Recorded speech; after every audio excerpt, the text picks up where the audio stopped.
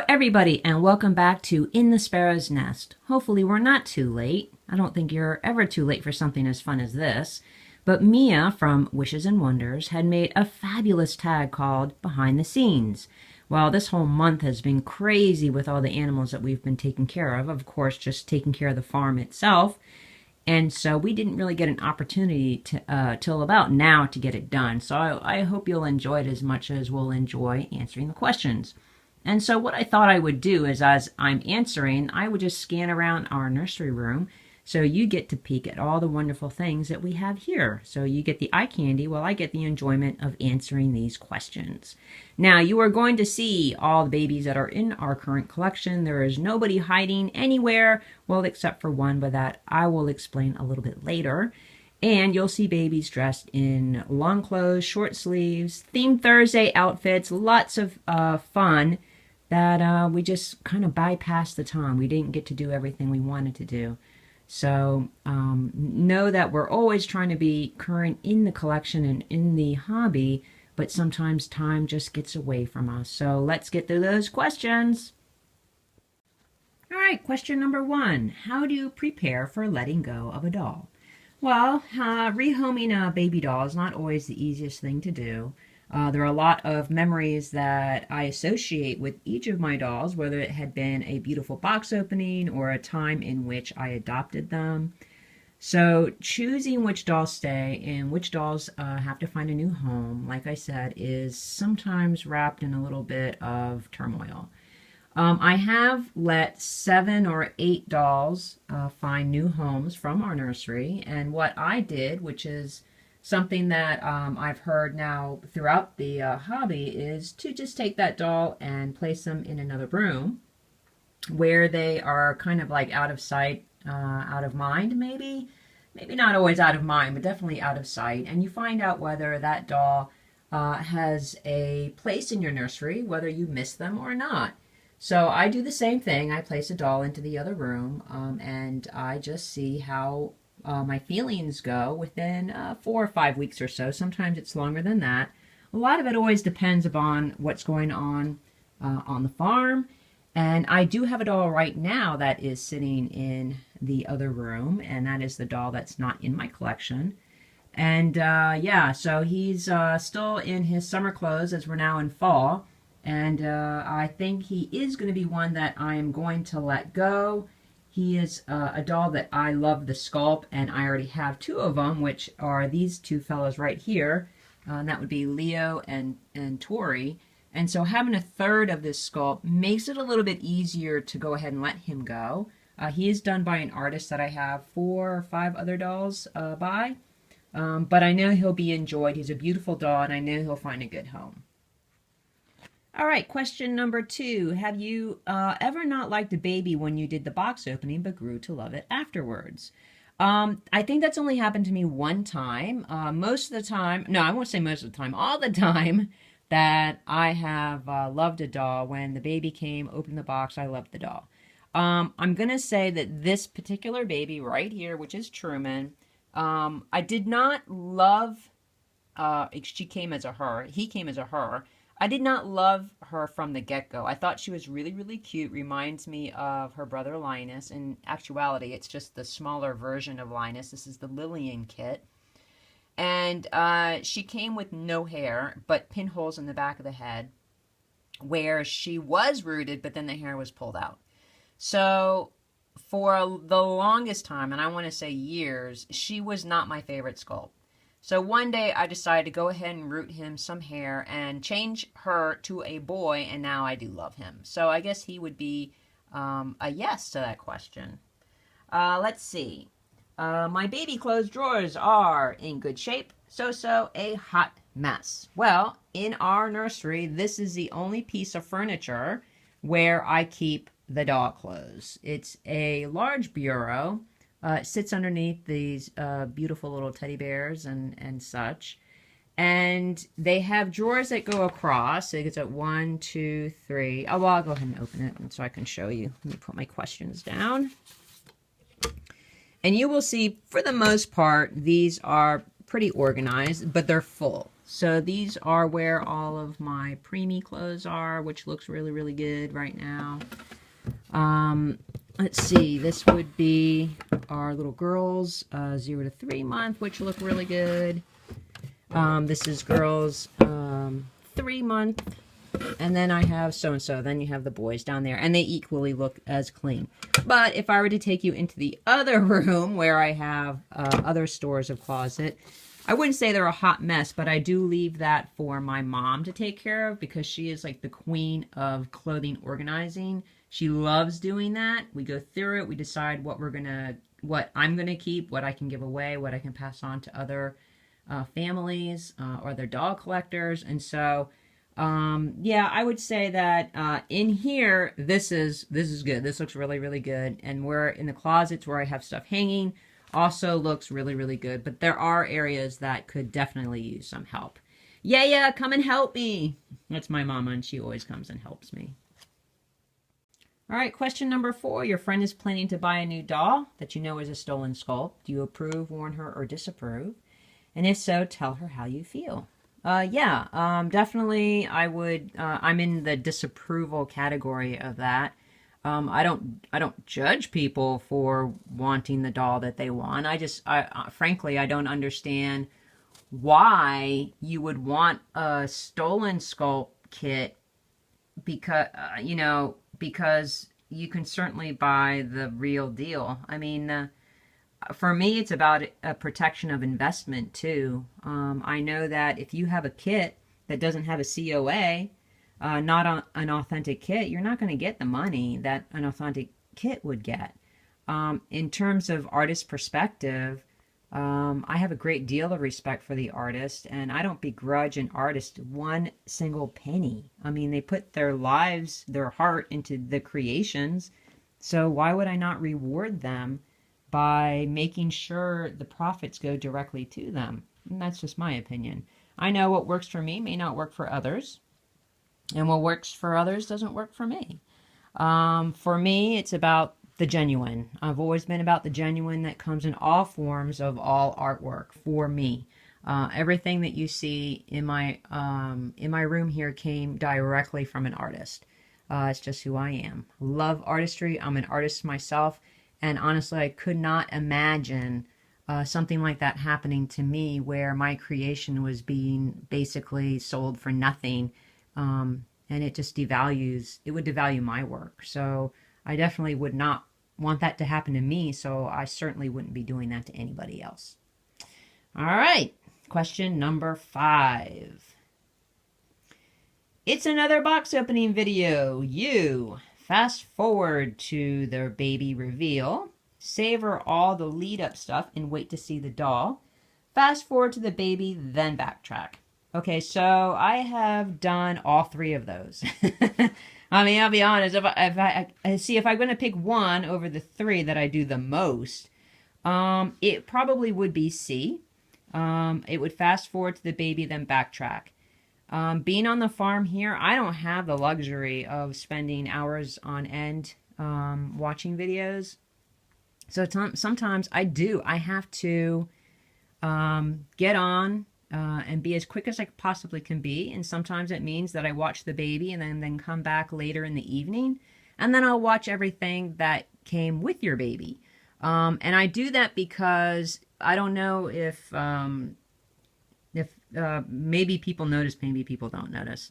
I'm a long-winded commenter. And the reason why I do that is because I'm writing as I'm watching your video. So sometimes, yeah, I just want to see the baby, see what see how adorable, see the kit, see the artist's work, and then I'll come back later in the evening and go ahead and write my comment a little bit more thoughtfully. And question number 6, let's be honest, what makes you unsubscribe to a channel? And I have to agree with a lot of what other people were saying there, a lot of negative drama. I mean, our time is valuable, and we come here to find enjoyment and camaraderie and friendship, and channels that continually are berating other channels or what other people are doing. It kind of does not float my boat. I'm here for doll content. I kind of wish the question was turned around, you know, as a creator, you know, how do you feel about losing subscribers? Because I know that's happened to me and it makes me cry, but I think about maybe something that I'm doing or what I can do to do something different. But, you know, I think it's just the ebb and flows. You're going to gain subscribers, you're going to lose subscribers, and I think that just goes for the subscriber too. You're going to gain channels and you're going to lose channels. You're going to find ones that sing to your heart and others that you're like, you know, they have other subscribers. I don't think they'll miss me. So that's how I go about deciding who stays in my subscription feed. All right, so would you say you interact in some way with a doll or dolls in your collection at least once a day? Well, if you're talking about reborn dolls, then no. If you're talking about teddy bear dolls, then yes, I do have some of those downstairs. Right now, I am living in the downstairs portion of our house because we have so many senior dogs that I find myself going up and down the stairs way too many times. And so, especially at night, they go out at midnight and then they can be up anywhere from 3 or 5 in the morning.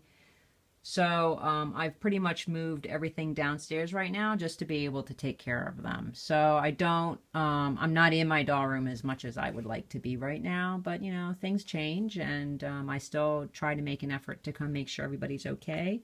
At least 2 or 3 times a week. And like I said, I don't know if I said that before, but thank God I have Ratty because he's my ears and eyes, and he makes sure that everyone is where they need to be. Okay, question number 8. You find a $20 bill in the pocket of your pants. You put it towards this week's grocery bill, donate it to your fave charity, rush out to buy more baby clothes, or whoops, these are not your pants. Yeah, D, not my pants. I rarely ever carry cash in my pants. Usually I only keep it in my truck so that if I come across somebody who needs some cash, who's, you know, on the street looking for a little bit of help, that's where my cash goes to. So yeah, if there's cash in a pocket, they're my husband's pants. That's how sometimes he gets paid in cash when he's selling his hay. So that money goes straight to the bank. Question number 9. Do you cover your dolls with a blanket when it's chilly inside so they won't be cold? No, I do not. Usually in the wintertime, I will dress the babies in winter appropriate clothing. And in the summer, they get dressed in summer appropriate clothing. So no, I do not blanket my babies. Let's see. Number 10. Do you foresee still being in this hobby 5 years from now? Well, God willing, I sure hope so. It's been great 5 years so far, and I look forward for another 5 years to come. Okay, looks like we're back to the beginning. Let's see. Now, Mia had added 5 more questions that were part of the original tag that now is a separate tag. So we're not going to make a separate video. We're just going to add that bit onto this bit. And it's not like a little bit. This probably is a good 20-30 minute video, but I know how much you love us and you're hanging out with us, right? So, question number 1 of the 5 additional questions. How do you decide when it's time to add another doll to your collection? I don't, seriously, I think I don't have any clue how to answer that question. We see a doll that's available and it's like, yeah, we can find a little bit more room for that baby. I don't have an answer to that. I don't have an answer to that question. Yeah, no time like the present, right? All right. Number 2, as a collector, would you say you are an exhibitionist, a wallflower, or somewhere in between? Definitely not an exhibitionist. I'm never going to shove my hobby in anybody's face, because it's for me. It's not for anybody else. So I wouldn't do that. And I'm certainly not a wallflower. I've brought many people into my nursery to show my hobby and what I love to do and how much I appreciate the hobby, and I've never had any criticism over that. If anything, it's just intriguing to them. So I'm gonna put myself right in the middle. No, I mean, I'm not purposely hiding them. And no, I'm not purposely putting them in front of, you know, the local community. Let me just put it that way. So I'm gonna put me right in the middle. You find out, number 3, that a friend or family member has been ridiculing you behind your back for your hobby. Do you confront them, ignore them, and pretend that you don't know or say anything? Well, I'd like to think that my friends and family would have courage enough to address anything that they have that concerns me and my hobby. I certainly don't ridicule them for their hobbies, so I would think that they would be just as respectful. I have not had anybody ridicule me in my family. They all know about my dolls.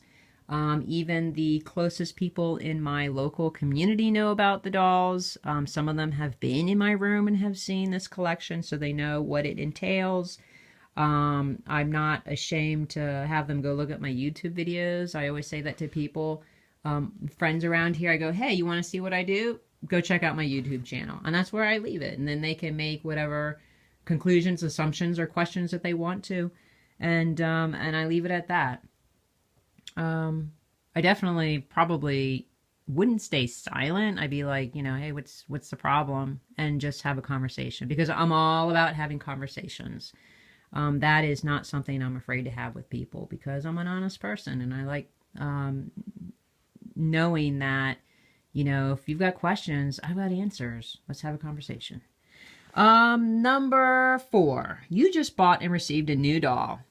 And wouldn't you know it, your dream baby has just come up for sale. Now what? Well, you just got to make the room. and I have to say here, that just happened to me. We brought the last baby to come to our nursery. It was baby Mari Acacia.